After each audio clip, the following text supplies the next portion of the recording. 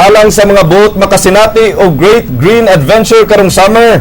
Ang Boho Aluginsan River Package ang perfect alang kaninyo. Puno sa mga activities ang maong package sama sa pagbisita sa farmhouse, sa Heritage Park o sa River Cruise mismo. Atong ubanan si Andrea Patanya sa iyang Boho River Cruise sa lungsod sa Aluginsan.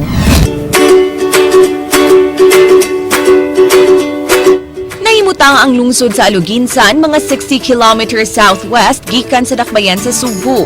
Nakuha ang pangan sa maong lungsod gikan sa isda nga kinsan nga abunda sa maong lugar.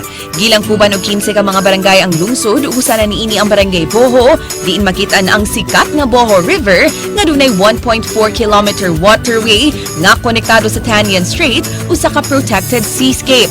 Gihulagway sa mga turista ang Boho River Cruise na counterpart sa Underground River Cruise sa Punta Princesa, Palawan. Sa ripasugdan ang cruise, first part sa Aluginsan Summer Package, ang tour dinhi sa ilang farmhouse, diin busugon mo sa ilang Filipino delicacies, una pa i-tour sa ilang vegetable garden.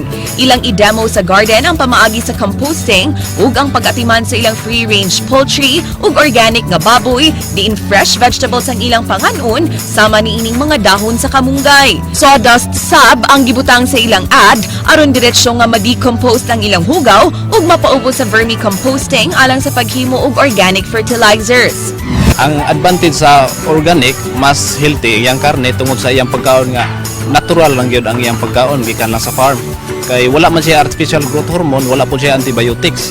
Second stop sa package ang Baluarte Heritage Park, diin makit-an ang nahabiling struktura sa ilang 18th century Baluarte o Watchtower. Kabahin kini sa gitukod nga military defense ni Father Julian Bermejo tungod sa pagpangidnap sa mga pirata kaniadto. Muhapit sab ni ining bag-o ug nindot nga resort diin sugdan ang trail paingon sa sikat nga Boho River. Inigabot, sugaton mo og tamis nga mga pahiyom sa mga local guides nga dunay daang mga lay ug welcome drinks. Gawas ni ini, duna pagyoy makalingaw nga harana sa mga binisaya nga kanta. Balitaw daya mong kunan, maoy kabilin sa mong hinikanan. Awit na labing karaan, maoy garbo sa kabungturan. Sa di pasugdan ng cruise, dunay himuong briefing alang sa kamahinungdanon sa mangrove sa ecosystem. Ukay puno sa kultura ang ilang lugar, ipahigayon usa ang tradisyon nga palina, diin paasuhan ang mga turista aron luwas ang river cruise. Kining tradisyonal nga mga baroto mao'y sakyan sa cruise uban ang mga residente nga nagsilbing tour guides. Nindot gid kayo ang scenery sa Boho River. Mahimo kang mag-swimming dinhi iniguman sa tour ug gawas nga makalingaw ug makarelax ang maong kalihukan, makat-on pagyud ka.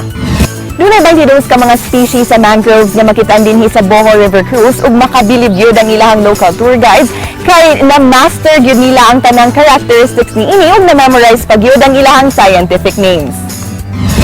Nangunay gyud ang mga residente sa pagproteher sa ilang kabakhawan ug nang hinaot nga sundon sa mga turista ang ilang mga ehemplo. Kay kuan man mang para man nga nay kay tuganan sa mga isda o usapod sa importante po siya sa mga langgam kay ano man magsalag ang mga langgam sa kuan sa sanga sa mangrove. Gawas sa 22 ka species sa mangroves, doon na sa 61 ka species sa langgam nga makit-an dinhi nga manggawas sayo sa kabuntagon ug inig kilom-kilom.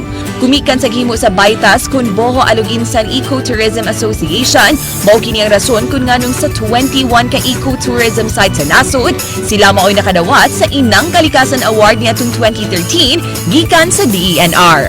Andrea Patenia, News 5.